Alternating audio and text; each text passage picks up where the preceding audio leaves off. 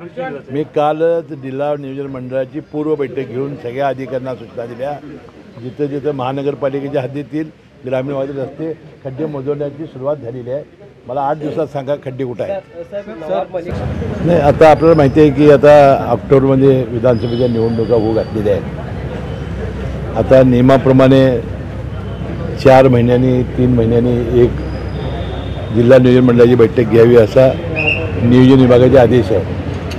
त्याप्रमाणे यावर्षीचं नियत वेळ खर्च करण्यासाठी आपली जिल्हा नियोजन मंडळाची सभा आहे. आता जिल्ह्यात अनेक प्रश्न आहेत, त्याला निधीची फार मोठी गरज आहे. आता जे यावर्षीचा नियत वेळ जेवढा असेल आणि उपलब्ध निधी असेल त्याप्रमाणे अतिशय चांगली कामं मार्गी लावण्याचा आमचा प्रयत्न राहील. जलजीवनची कामं मोठ्या प्रमाणात जिल्ह्यामध्ये झालेली आहेत, होत आहेत. त्यासाठी जे रस्ते उकरलेले आहेत त्या रस्त्याच्या डांबरीकरणाचा प्रश्न आहे. त्यासाठी मोठ्या प्रमाणावर निधी लागणार आहे. मात्र विरोधी आमदारांकडून हे केलं जाते की म्हणावा तसा निधी विरोधी आमदारांना दिला जात नाही. त्यासाठी नाही, परवाच माझी जिल्हा परिषदेमध्ये मी स्वतः गेलो होतो. जिल्हा परिषदेचे मुख्य कार्यकारी अधिकारी, पाणी पुरवठ्याचे कार्यकारी अभियंता आणि महाराष्ट्र जीवन प्राधिकरणचे मुख्य अभियंता यांची बैठक झाली.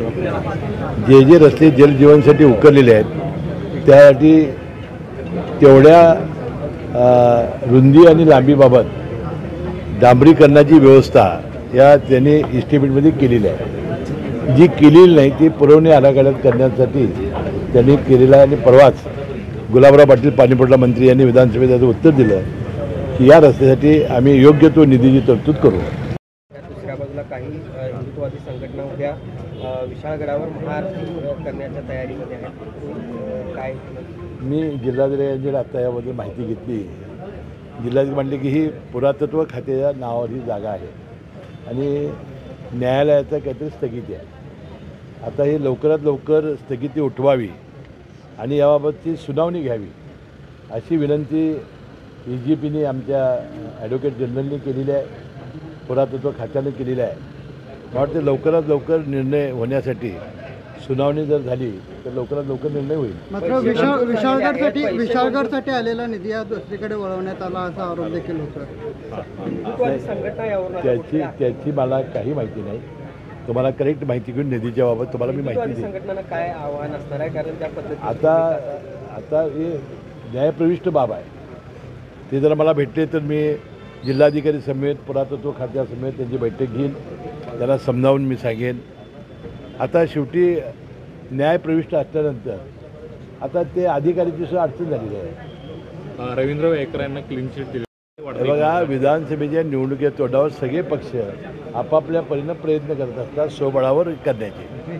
त्यामुळे जोपर्यंत निवडणुकी लागत नाही तोपर्यंत चित्र स्पष्ट होणार नाही. विधान परिषदेची निवडणूक सध्या सुरू आहे, काय होईल वाटते? शेवटचा दिवस होता अर्ज माघारी घ्यायचा. नाही, विधानसभेच्या निवडणुकीला आता राहिलेले आहेत. आता निवडणूक होईल आणि महायुतीचे सर्व उमेदवार चांगल्या मताने निवडून येतील. ठाकरे गट किंवा शरद पवारांच्या उमेदवाराला धोका बसेल असं माहितीकडून सांगितलं जाते. आता कोणतरी पराभव, महायुती सगळे येणार म्हणजे कोणाचा पराभव त्यांचाच होणार ना, ते सांगायला पाहिजे. जयंत पाटलांचा पराभव करण्यासाठी शिवसेनेने उमेदवार दिला असा आरोप तिथं नाही, तो काय मला त्यांचा अंतर्गत प्रश्न नाही.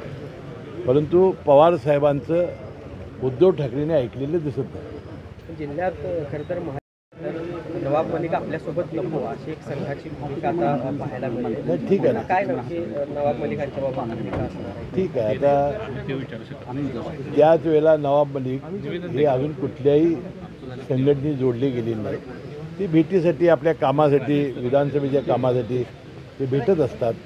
त्यामुळे त्याबद्दल गैरसमज करून घेण्याची काही आवश्यकता नाही. निवडणूक डोळ्यासमोर ठेवून पैसे दिले